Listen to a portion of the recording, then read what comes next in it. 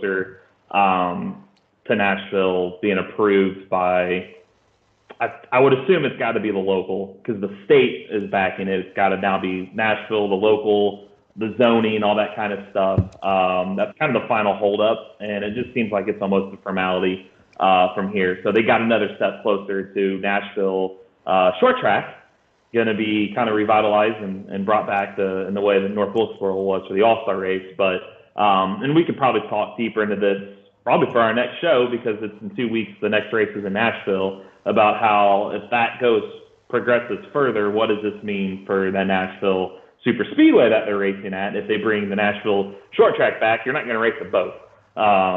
So we'll see where that all kind of dominoes fall. But it almost seems like that this is almost a foregone conclusion that the Nashville short track at the fairgrounds is going to be brought back here in the next few years, possibly. Okay. One track we don't ever want to see again in the Cup Series, which I'm sure we will, because that's how NASCAR is what we went through on Sunday. No.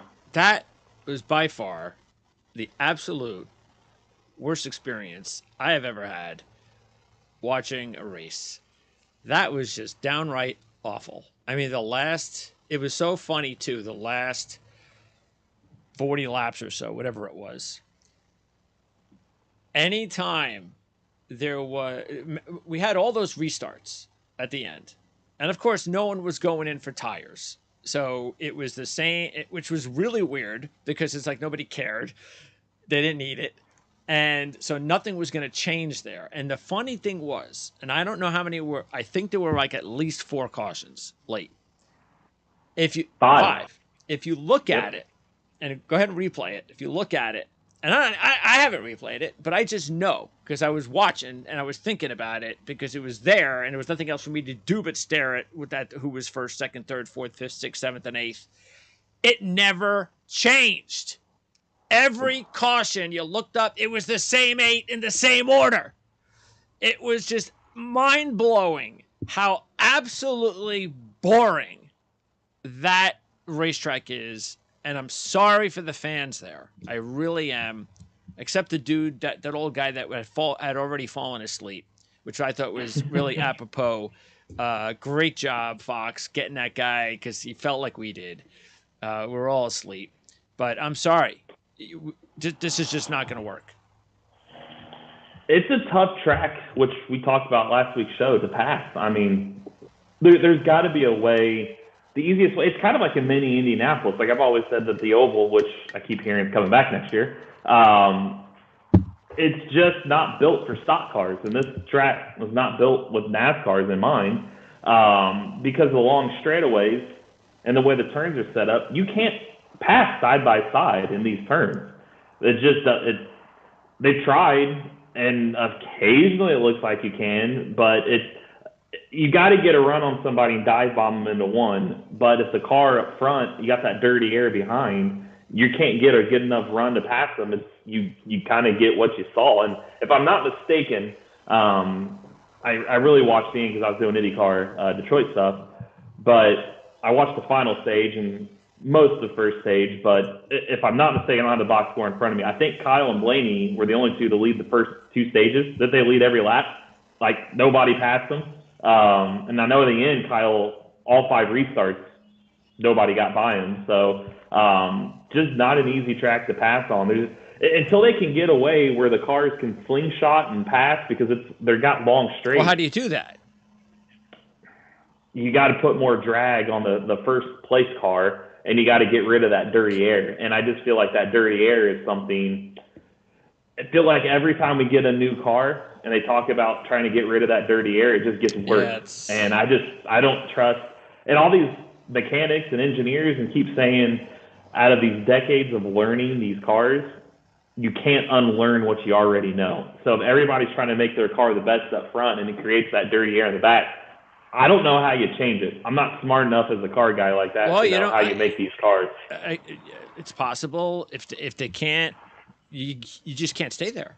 You just can't. I mean, no. Well, yeah, the crowds, yeah, they've been sold out for 2 straight years, but eventually it's gonna. I feel going to be like what the Brickyard 400 was. Yeah, it was met with all this pomp and circumstance and big crowds like you see behind me. And then you get, as the years went on, it just slowly diminishes because it's a Sunday afternoon race in June in St. Louis. It was hot there, and they got lucky with the lightning to push it back, and it got overcast and cooled it down a little bit. But speak about the lightning and talk about the whole reason why it was just a perfect storm of boredom. I was looking at the weather as I usually do if I don't know what it is in a specific town, and I looked and I said, okay, I don't see any rain, and I see I noticed that there was some lightning, and it looked like it was, to me, it looked like it looks like it's far enough away. That shouldn't be an impact. And of course, as soon as I said that to myself, I was like, well, then again, it's NASCAR. And then again, it's the way sports is nowadays. You know, they'll pussy their way into stopping the race. I know they will. Now, I didn't think about it because race started. You know, weather looked fine, crowd packed, everything's fine. All of a sudden, they stop. I figured it's a caution for whatever. I look and I was like, I knew it. And then you looked for about 5 or 10 minutes after the delay, and you're looking at the crowd. Nobody moved. Yep. Now, I don't even know if anybody moved during that delay at all.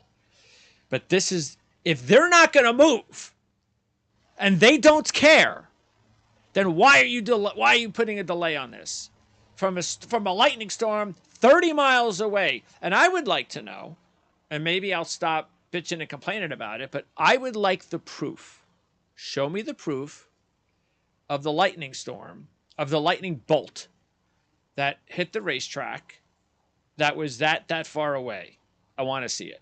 Show me the proof. I do know in 15 or 16, I don't remember, it was one of those 2 years at Pocono, a fan actually did get struck by lightning. Now I wonder what... I believe it was after.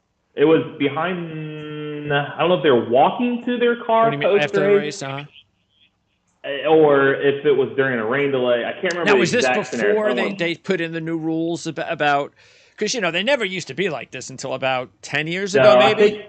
I think that maybe this was the reason for the rule, because I know it's an 8-mile radius. So if there's a lightning strike within that radius. It's only 8 miles? Really? Yeah, it's only 8 miles. If there's a lightning strike in the 8 miles, then they just, for the safety aspect, which is baffling because nobody enforces it. Like you said, nobody left. I've been at racetracks where there's lightning. You can literally see it, and the fans just aren't moving. So I feel like if they're going to abide by those guidelines of 8 miles, it is more for the fan safety, right? I mean, it's a liability. You don't want somebody getting struck by lightning. It's the only thing it should be for, the fans. Yeah, then you need to enforce it for the fans sitting up there. Just keep going. If you're not going to enforce it and get those fans out of the stands, that to me is basically saying, we don't care if they get struck, because if they get struck and you let them out there, then it's like you never really enforced it. I'm sure there's legally they could come back on you. Like, oh, well, we put it on the video boards and told you to get out of the stands, but you did it. I feel like if you're not going to usher them out. How would that work? That's a slippery slope they're going down. So I do feel like they need to do something about it. But I do know it's 8 mile. It's an 8 mile radius. That doesn't even seem like a whole lot. Meaning that I was surprised because it looked now again, you never know, but it looked on the map like it could have been like 20 or 30 miles away on the map.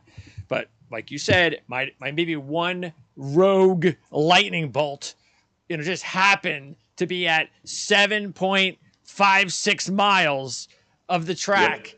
Yep. We got to stop everything for a couple of hours. And so it's a 30-minute clock. So if you have within that 8 mile radius, one lightning bolt, one lightning strike is a 30 minutes, and you wait till you got to go 30 minutes without a lightning.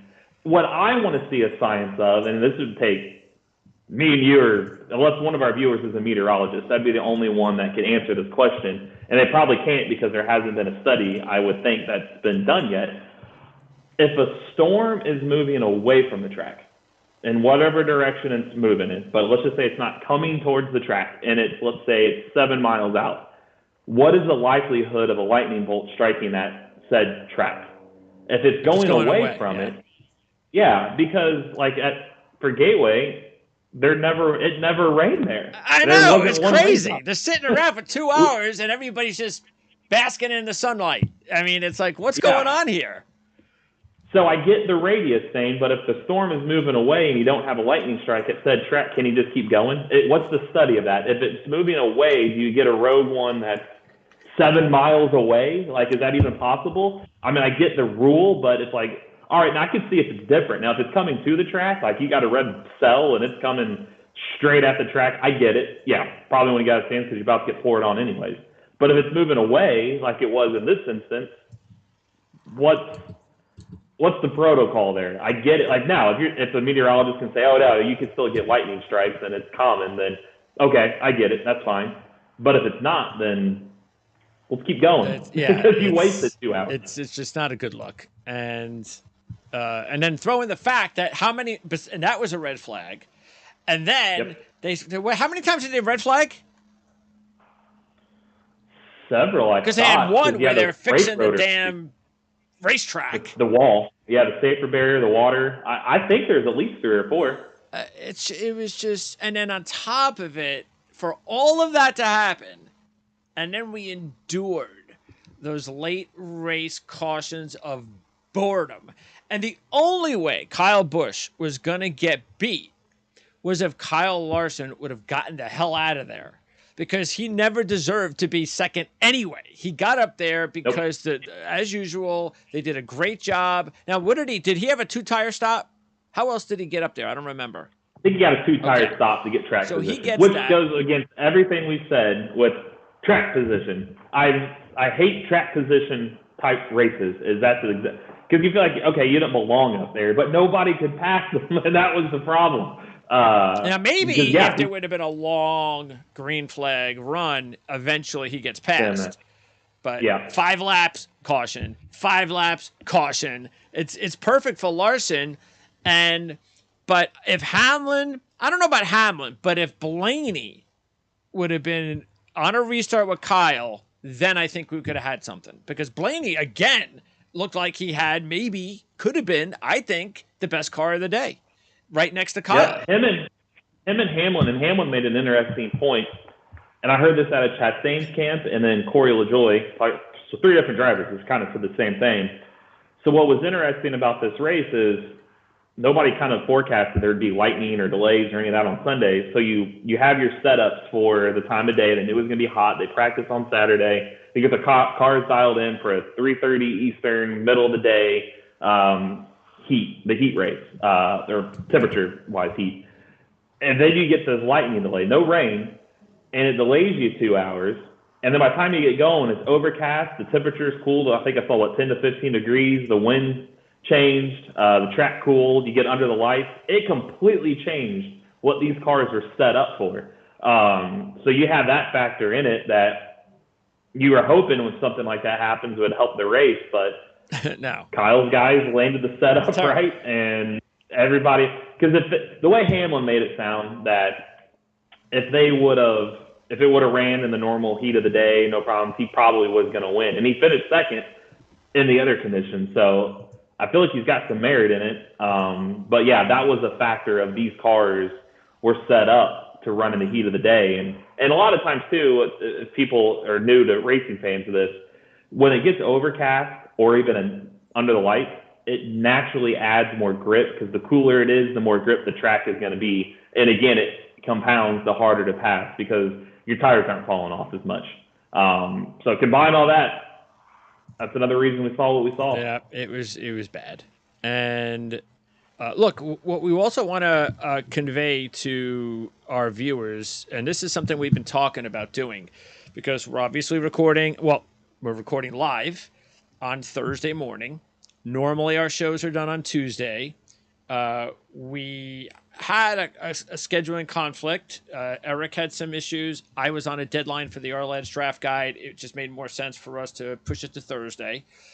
And one of the things we are going to do, we'd like to do, but this is all up to you guys as well. We want to find out what you think, is I already have a Discord community set up.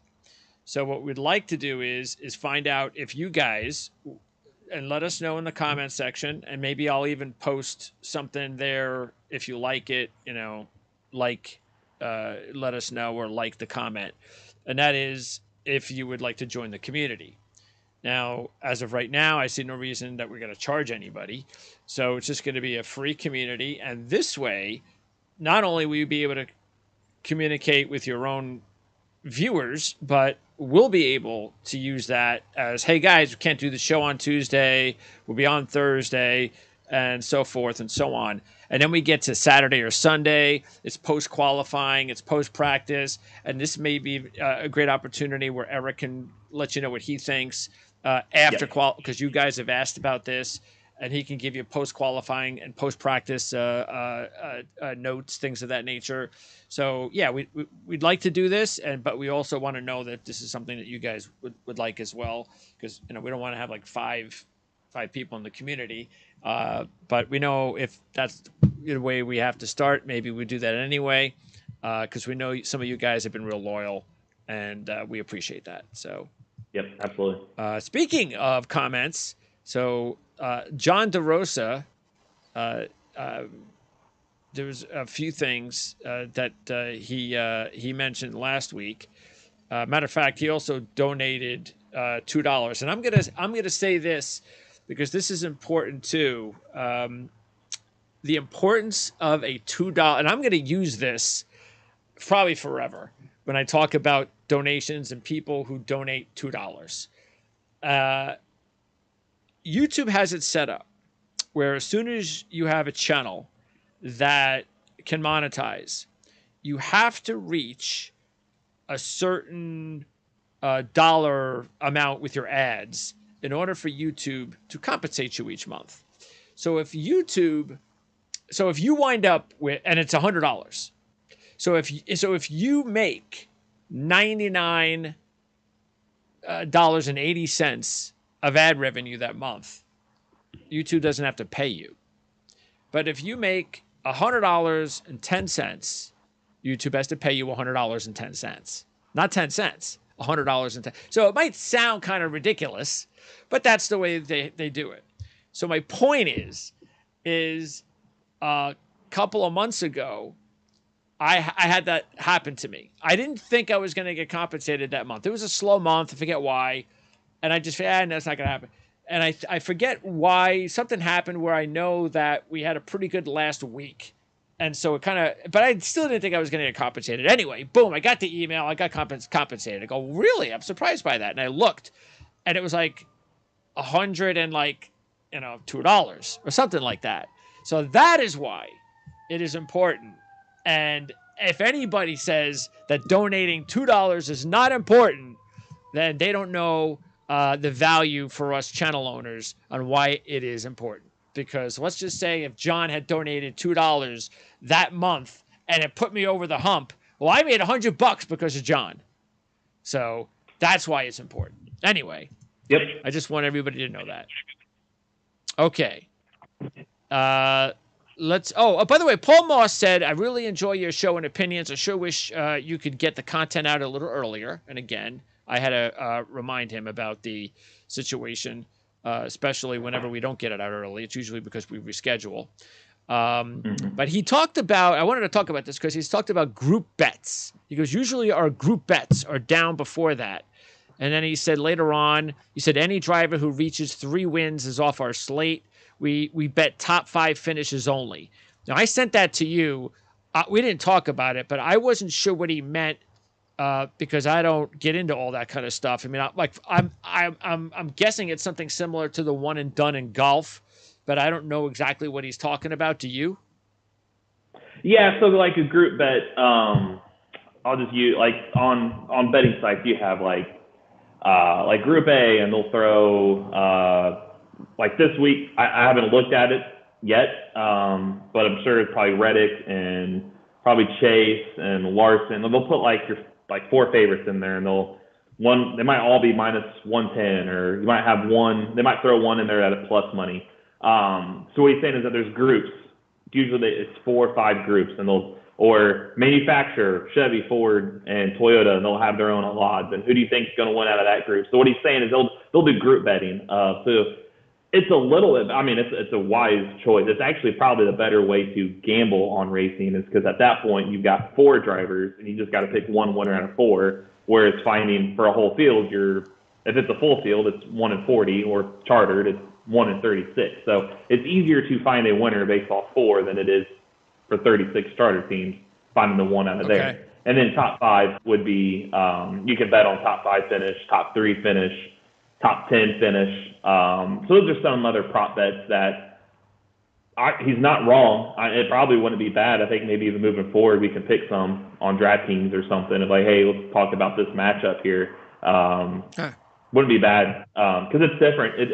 You're not obviously going to get, like, for the race win, where, as an example, Reddick was plus 450.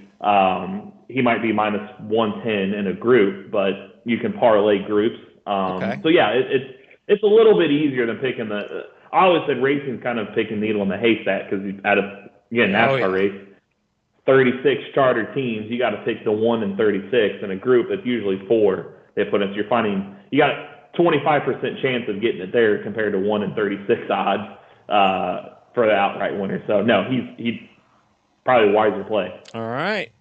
And also, by the way, don't forget too, this is important. This way, in case you, because I know that there are a lot of, there are probably subscribers who only care about NASCAR or motorsports and don't care about anything else. And so if we get specific shows, maybe they don't care. But it is still important, especially like a live show, that if you haven't already done it, click that bell by the subscriber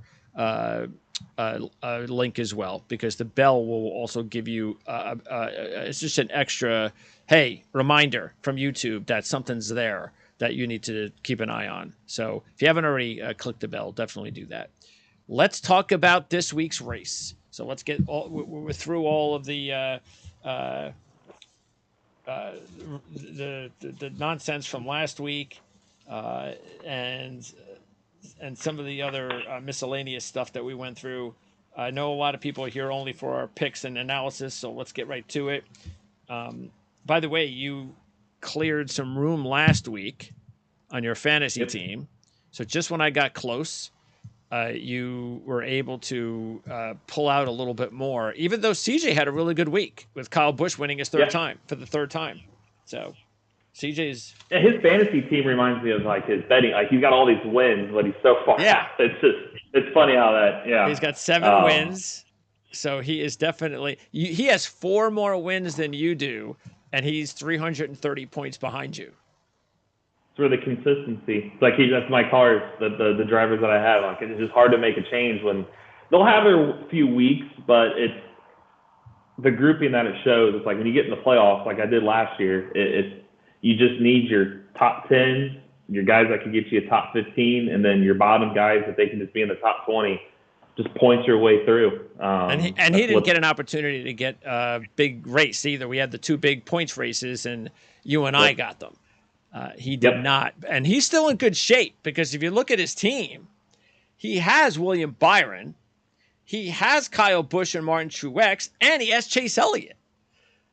Yeah, arguably championship 4, right? Yeah, so, I mean that's where he'll make up ground. Yeah, I think what's really hurt him has been he hasn't gotten a lot from his bottom guys, and Elliott's been part of that. Being out. Yeah, so that's hurt him. Otherwise, it's still a wide open race for our fantasy teams. Okay, let's go ahead and talk about this week. The Sonoma race, Toyota Save Mart 350. They've been like the sponsor of this race forever. Feels like it. So you have a few favorites up front: Reddick at 4-1, Elliott and Larson at 5-1. Taking a look at our picks, our similarities, and we haven't really been very similar lately. And I don't know. It's been fine for me. Because I was able, even though Kyle Busch didn't make a lot of money for any of us, at least we didn't lose money last week. So good for Kyle. And Kyle keeps my winning streak going. I think I have 4 or 5 straight, but that's going to end soon. I hope not anytime soon. But I've got a lot of big bets this week. Let's see.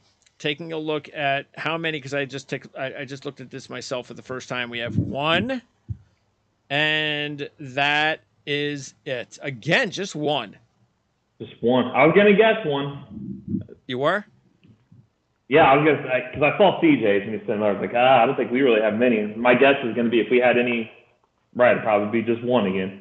Trying to say you and I have 2, 3, 4, 4. You and I have 4, but the three of us have just one, and it is not a top contender. I'm gonna guess McDowell.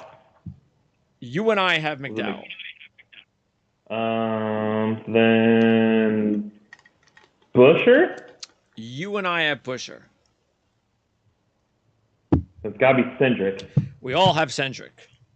Okay. I knew it had to be right in that little run right there. Yep. So you and I also have Bowman and Blaney.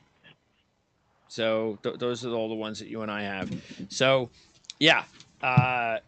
Let's start, though, with the favorites. And I went back and forth with either Reddick or Elliott, but overall decided on Elliott. And I know you have Reddick out of the three. CJ's got Elliott and Larson. So we all have a little bit different. But, yeah, I kind of went with Elliott at the last minute. And it was really tough to decide. But what really finished it, with deciding factor for me, was the fact that Reddick has not performed well here. That was the deciding factor. And I know every road course is different. And really, it's also, look, Elliott last year led 26 laps, the most he's ever led at the track, finished 8th. He was runner-up the year before. And even though hasn't been winning and dominating with the new car on these short tracks, these road courses, he is still competitive enough that I just felt, especially, I don't know. It's also maybe a little bit of a feeling like, maybe he's going to reach that like point where I'm just enough of this nonsense. Let me go out and get a win and get it over with, so. Yeah. Elliott, I think, was the safer. Larson, I don't like at all. I agree. 15th last year, 14th in Coda in March. He's got 5 straight poles. That's crazy. Have you ever seen such a thing? No, but 4 of his last 6 finishes in the season, he's been 20th or worse, 3 of the 4, like 30th or worse. I feel like they've rolled off the truck terrible at 600. I mean, they had the hood up at the 600 at one point. Last week, like we talked about, they were terrible. I mean, they were running outside the top 30 at one point. I just don't feel I feel like he's digressed. Now, granted, he could come out and win, but his stats do not merit him for the odds that he's at. Elliott would struggle with me because he was 0 for 6 total in Sonoma. Like, I feel like if he was going to ever win there, it would have happened. And coming off the suspension, he didn't run Coda. I don't know how much of an impact that's going to have with him not running on a road course yet in that car. Reddick just seemed to me like a safe play. His stats in the past, there's a lot of left to be desired, but he didn't really start kicking in his road courses until the Road America race last year. He won Road America. He won Indy. He won Coda back in the spring. 5th again last year there. 7th at Watkins Glen. 8th on the Roval. It just 4 top 10s the last 6 on the season. And I remember Denny Hamlin, what stood out to me was in Coda saying, because it was a question, right? It's a legitimate question, is Toyotas have been terrible. Yeah. Is it Toyotas or did Reddick prove something? And Hamlin basically said it's him. This Toyota car, I mean, still we don't feel like it's great, but they can look at each other's data and the SMT and what he's doing. Like, he's put his car in places that I just can't do. He just has this driving style and this figured out on these road courses that he can do things that none of us can get our Toyota cars to do, but he can. So knowing all of that, it's like, it doesn't scare me that he hasn't done much there, because I think we've seen throughout these last couple of seasons, especially this year, drivers, hey, they've never had a top 10 there, and they go out and win. Sure. So I thought his odds were justified for how good he has been. So I thought he was the safest play. Larson's by far the riskiest. Yes. And then Elliott's kind of just there. It's like, plus 550 for a road course ace isn't terrible. So if I had to rank him, I'd go Reddick, Elliott, Larson. I'm on those 3. All right. And then we have Byron at 8-1. Kyle and Chastain at 9-1. So you actually are the only one to take Byron, and he was coming off a 5th at COA this year, and 9th in this race last year. Now, Kyle, and he's interesting because he's coming off a win.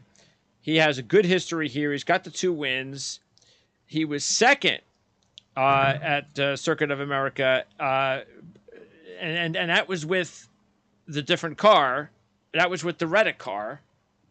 So that kind of made sense because last year with the other car, with the difficult car, he did not perform well in any of the races, as we know, except the Roval, and also was a disaster here. But the fact that he gets off to a good start this year with the new car, that has to change everybody's minds, which is why wasn't he like 30-1 last year in this race, I believe? Yeah, the Toyotas were all back there. And now he's 9-1. So, and interesting, he's only had 2 races where he's led more than 10 laps at Sonoma, and those were both wins. The win in 08, he led 78 laps, and the win in 2015, he led 17 laps. And then Chastain, neither of us took Chastain. I didn't take any of these guys. Chastain, 7th and 7th in his last 2 attempts, 4th earlier this year at COA, and won COA last year. And we know he can drive okay on the road courses, but he also has had a lot of bad issues, which is probably not a surprise because of how aggressive he is and how easy it is for anybody that's an opponent of his to be out. This is the perfect situation for me to get him out of the race. So that's why he's always a risk. Plus, he's dropped now finally out of the points lead. He is no longer the points leader. Not only that, he's dropped to 5th. And it happened pretty quick over the last 3 races. Yeah, Byron, to me, he's had actually better Sonoma success than his results showed because in the recent years, he was going for stage points, and he gets stage wins and better stage points. But a reminder for those out there this weekend, we're not going to caution at the end of stages again. We're going to keep going. That's going to change things. Last year and the years past, you obviously had the stage break cautions. And he was taking stage wins and not worrying about the finish. And was he so the driver that when Blaney did it, that strategy was? I know there was another driver or two that he was one of them. Yep, okay. He was the one that typically took the points in the stage wins. Now that doesn't matter. Now if he starts up front, which like he has there, he could stay there. It doesn't matter anymore. He was good at COTA. I feel like his road course and experience up front kind of cost him. He still finished 5th. But now he's getting that experience. He's been there, and he's hot. He's got a top 8 finish in 6 straight weeks now. So I feel like if Hendrick, the way that their road course cars have been, I feel like they are improved a little bit this year. He should be up. He could be a contender. So I thought that was a fair number for him. Kyle, as you said, it's hard to think somebody will go back-to-back wins this year. We talked about that. But this car has been so good on road courses. He proved that. Like you mentioned, at COTA, going from where he was the year before to runner-up. And he's also equaled the amount of wins in 15 races with RCR that he had in his final 108 starts with Gibbs. And they win, it feels like, wild card races. They won Gateway, which isn't necessarily comparable to much on the schedule. Talladega, Super Speedway, why not a road course? If anybody's going to go back-to-back, it's a guy that's won 63 career Cup races. So I felt good about him. Trackhouse in general, I'll just kind of lump them, him and Suarez, and I will get to him, but he was plus 1,600. They're just reeling right now. There's nothing about them that thought, that's the team that I feel like they can. Yeah, they won 2 of 6 road course races last year, including this very one with Suarez. But Suarez has just 2 top 10 finishes his last 12 starts on the season, one of them being last week. He's been nowhere. Chastain, he's slipped way backwards, as you said, and it's because of his aggression. I wrote about that this week. It was one of my 5 preview things between the 2 races, Gateway and here, that ever since he got sat down and talked to about his aggression, when they admitted, we talked about this on that show, it's like you're changing the driver. That's not who he is. If you have him not be as aggressive, is that going to cost results on the track? Ever since they talked to him, he's not finished better than 22nd. It's not like he's getting ran over a little bit. He's not putting it back like he used to be, and that's taking him from first to sixth in points. Good reminder. And this is a track that you have to road courses, aggression. I don't feel like he's got it right now. Well, he's gonna eventually put an end to that. You know it. It's not gonna take too much longer. Maybe it's Sunday. Maybe somebody's gonna ruffle his feathers, and that's gonna be all right. That's enough. I've had enough of this. And that's where I wonder. And that's where, like, for 900 plus 900 like that, and so I was like, I'm not. Again, it's gambling. I'm not gonna. I could get better for Byron and Busch. Feel better about them than I can for that camp.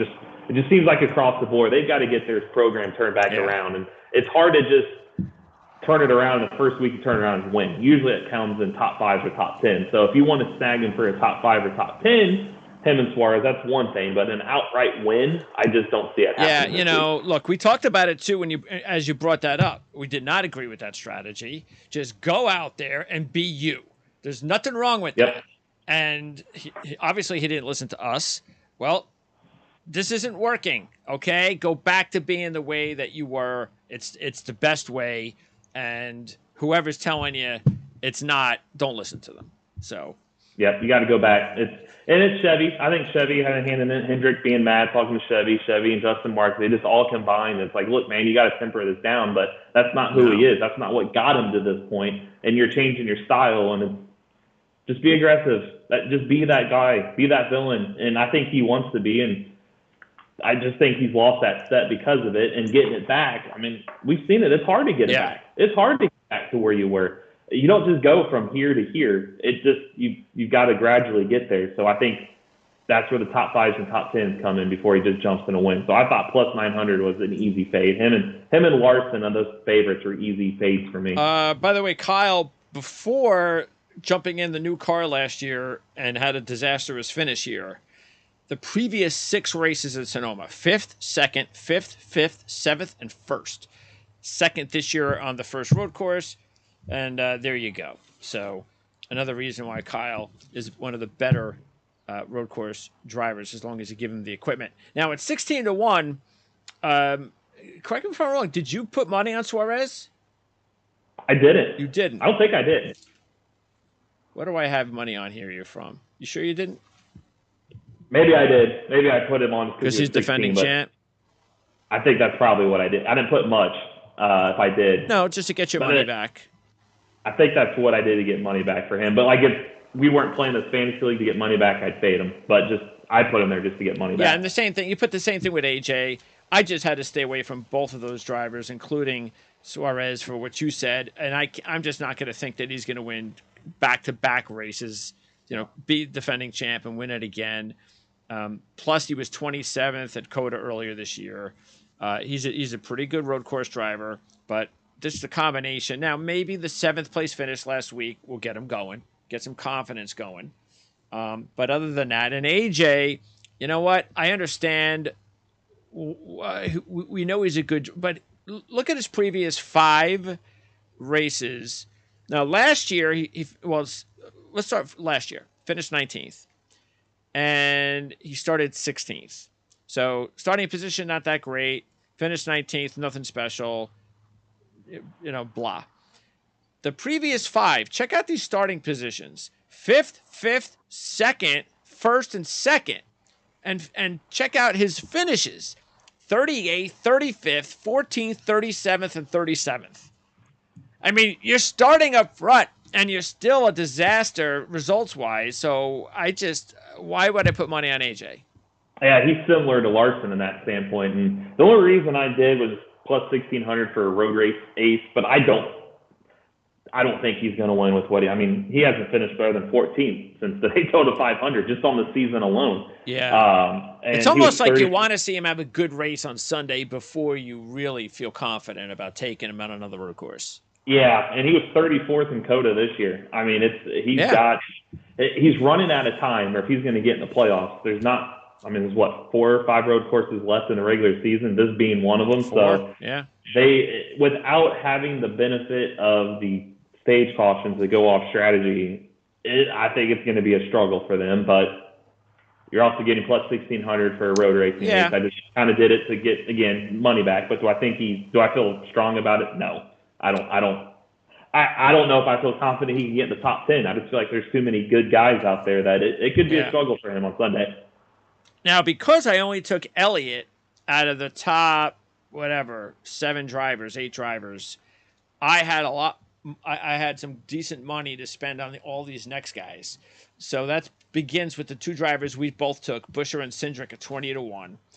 So really like their chances. I mentioned this last week with Cindric. Even though he had the bad finish at the Coke 600, that he is starting. He even looked like he could have had a better finish. He had the late wreck there, and that's the reason he had the bad result. Otherwise, you could have had a top 10 there. He was close to a top 10 last week, and he was nothing really the previous month or so. So I think he's coming on now. He was 5th last year in this race, 6th earlier this year, which tied for his best result on the season. So already on the road course this year, that's been working for him. And he had good results last year, as we know. He's a good road course driver. So we agree with that. So I really like him. He's actually my favorite pick the entire day. If I was picking a number 1 driver. Buescher, meanwhile, how do you not take him? 2nd last year in this race. He's 8th at COTA. Bunch of top 10s last year on the road courses. He's having a very solid season. He's got 6 top 12s in his last 7, including 3 top 10s and 1 top 5. This has never been better for Chris Buescher ever in his career, and this is the perfect timing for him to get a win and solidify himself as a playoff driver. So yes, love these 2 guys at 20-1. Yeah, I think from between this and the 35-1 with going down to Blaney, this grouping right here feels like a race-winning combination coming from them, because we talked about, we don't feel very strong about the favorites this week other than Reddick and Byron and Busch. That's really about it. So that's only 3 drivers. Somebody else has to round out that top 5 and get up there. And as you said, Cindric, he's a road racing ace by nature. That's what he grew up racing. He raced sports cars, and you're getting him for 20-1. And as you said, he was been so strong. 8th, 5th, 7th, 2nd, 13th, and 21st last year on road courses. 6th in COTA this year. He's racing. He didn't get suspended like Austin Dillon wanted. You guys want my thoughts on that? It's on racereviewonline.net about how I don't think he should have been suspended. I don't think NASCAR needs to be getting too much looking into data and all that stuff. So that's on there now. But I feel like 20-1 is a solid number for him, and 22-1 for Buescher is an absolute no-brainer. When you look at his last 5 road course finishes of last season, 2nd here, 6th, 10th, 9th, 6th, 8th in COTA this past March. They look really good on the season. I feel like if there's any race that Buescher is going to jump in and win, this could be here, and he's 22-1. So no-brainers on both of those guys. Meanwhile, you did not take these 2 drivers, but I did, Bell and Harvick. Bell, the reason I took Bell is the same reason as you were talking about with Reddick, is that I don't think Bell, because he's really good at road courses, now it has mattered some races, but in some others, in some other road course races, especially winning the Roval, top 10 at Watkins Glen, 3rd at COTA last year. So he's been, yes, he didn't have good results last year, but neither did Reddick at this track. So, but the difference is I'm getting 25-1. So I thought at 25-1, that's a bargain for a really good, sort of like what you were saying for AJ, I felt for Bell. And then Harvick, he's been pretty solid here. He's got 7 top 5s. He's got a win. He was 4th in this race last year, runner-up at the Roval late last year. 6th or better in 6 of his last 7, with a runner-up in 2018 and a win in 2017. So and he's been solid all season. I know he hasn't had the first, I'm going to lead a bunch of laps speed, but we're on a road course now. So maybe that's exactly what Kevin needs to get his first win. So yeah, I felt pretty good taking these 2 guys at 25-1. Yeah, the only reason I didn't was they're coming into this weekend not looking like contenders on the season. Bell, his finishes lately, 36th, 14th, 24th, and 11th the last 4 weeks. He went from 2nd to 7th in points, kind of like Chastain's falling off. But he could easily get this win. I mean, he's got a car. We know the Toyota thing scared me a bit with him, but wasn't he leading the standings after the win at the dirt win. Early in the year. Early in the year he was. Yeah, and he was so hot. He had a bunch of top fives, and it was like, wow, Christopher Bell. Yeah. He just needs, and Harvick, he'd be a great top 10 play to bet. Because the one thing with him, he's only, in the last 8 races, he's got one finish better than 9th. But all of them have been kind of between 9th and 15th. Yeah. He's just kind of been there. And a top 6 finish at Sonoma 6 times in his last 7, he knows how to get around there. Is he going to win and have outright pace? Probably not. But what if these guys above him have issues and you just happen to already be in the top 5, 6, 7 cars? You could capitalize on something like that. So, yeah, I mean, for 25 to 1, yeah, it doesn't hurt that there's something their way. We both went with Bowman and Blaney, 28 to 1 Bowman, 35 to 1 Blaney. I just thought that Bowman, these are good odds. He's an underrated road course driver. He's not a top guy, but he's a sneaky, decent road course driver. 3rd this year at COTA, 2nd last year at COTA. And I know it's not COTA, but it's still, he's had his moments on road courses before. Blaney, meanwhile, is all of a sudden taken over first in points. So he is right now at the pinnacle of his career, actually, and how quickly that changed. Oh, yeah. He had Kyle Petty slamming him a couple of months ago, and now he's leading in points and almost won back-to-back races. We know he's a solid road course driver. He's got 4 top 10s out of 6 here, 1 top 5. He's never led a lap. Keep that in mind. He was 6th in this race last year, but you are getting 35 to 1. Yeah, I thought, again, the Bowman, the disrespect train continues for him. 3rd in the spring, and out of his last 4 Sonoma starts, he was 9th in 2 of them. If you're going to go in with saying, basically these odds makers are saying Hendrick's got the road course package back together with Larson, Elliott, and Byron all between 4 to 1 and 9 to 1. They're all right there, but Bowman's 28 to 1, and he's arguably been just as good here, if not better than those guys. Yes. So I thought that was a no-brainer. He could use a win to solidify himself in. And Blaney I don't know what they were thinking with him at 35 to 1 when he's the points leader for crying out. Yeah. Anytime the points leader is 35 to 1, it doesn't matter how bad he's been at a track, you take him. He's the points leader. He's got 6 top 10 finishes, his last 7 on the season, 6 at this track last year. He's just been around. He's won the Roval before, so he has won a road course in his career. So we talked about Cindric being 20 to 1, his teammate being just as good. I feel like you have to take Blaney at 35 to 1. All right, Logano's also 35 to 1. Unfortunately, he doesn't have the same numbers. And he has not really been as hot, of course, even though he is coming off a 3rd place finish last week, and you are getting 35 to 1. Truex is also 35 to 1. I did put money on Truex. Same reason as Bell and some of these others. Very good road course driver. I know, they're having problems there at Toyota. I get it. He's got 3 prior wins, though, at this racetrack. And he's got 6 top 10s in his last 8 on the year with 4 top 5s and a win. He did have a 7th earlier this year at COTA, so that's a good sign. So at 35 to 1, I said, all right, maybe he's kind of figured something out. And then you also have Hamlin and Keselowski at 40 to 1. But those guys, if I was going to take someone, I'd probably take Hamlin. As a matter of fact, CJ did put a couple of bucks on Denny. Denny was, of course, runner-up last week, as we talked about. But last year was a disaster, as we know. That's the problem. Otherwise, he's been pretty decent on this racetrack. Yeah, him saying how much of a disaster their road course package is, even after COTA, he usually calls his own shot. He's not wrong about saying so. Even him, I think that's probably what put him at 40 to 1. But even him saying that, I trust him. Truex would probably be out of those guys, as you said, I would take. I mean, he's 4 top 8 finishes his last 5 races, 3 of which in the top 5 on the season. So he's heating up, and he's led the most laps at Sonoma in 3 of the last 5 years there.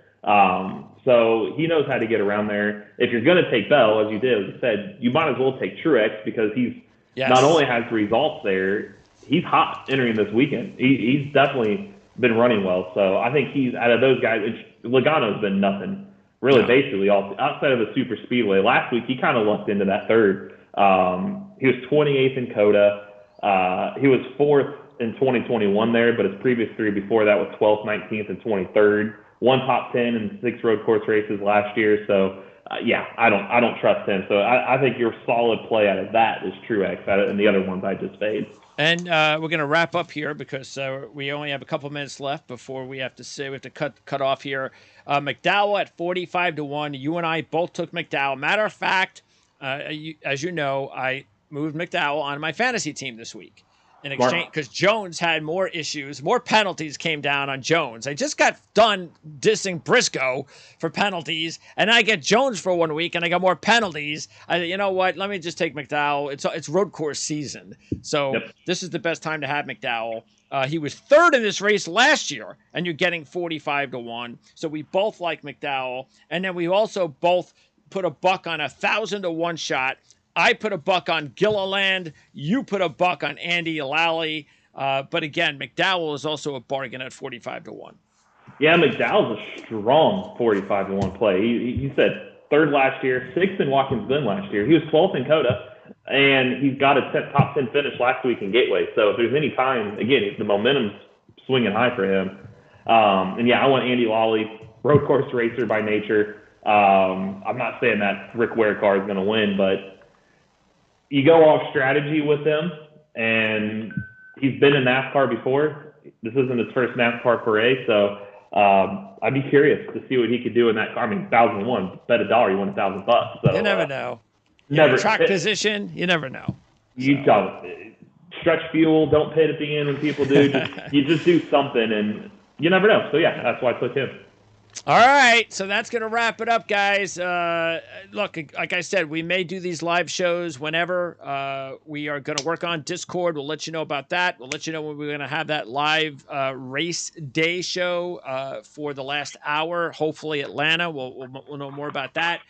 Next week, what do we have? We have next week? Week off. We have off next week. Off. Yeah, 1 week off. It's here. All right. And then Nashville. So maybe the not this next Tuesday, the Tuesday after 10 a.m. I mean, I don't have anything on the list. An emergency happens. What do you mean, for another live show? Yeah, 10 a.m. and the Tuesday. Right. That's definitely a possibility. So we'll have to. I'll keep that in mind, and we will let you know at least a few days before that. Or you viewers, our fans that have been on here that comment a lot. Is there a date and time during the week that works best for you guys? Wednesdays are no good, by the way. Yeah, say Wednesdays aren't good, and we've got stuff usually going on night. So a weekday, if there's a day that works. And Tuesday's usually the best because of the odds. The odds come out. Mondays are no good. Yeah, Mondays because you don't have any odds to work off of. So we're not giving them a whole lot to choose from except times. Yeah, it's a good time on a Tuesday. Unless you prefer Thursday, but I know a lot of the guys like the Tuesday, the earlier shows. Yep. So we'll plan Tuesday at 10, and then if that doesn't work and there's a better time slot, give us your opinion. Interesting. All right. Sounds good. Thanks, Eric. Enjoy your week off. We'll talk to you next week. Sounds good. See ya. All right.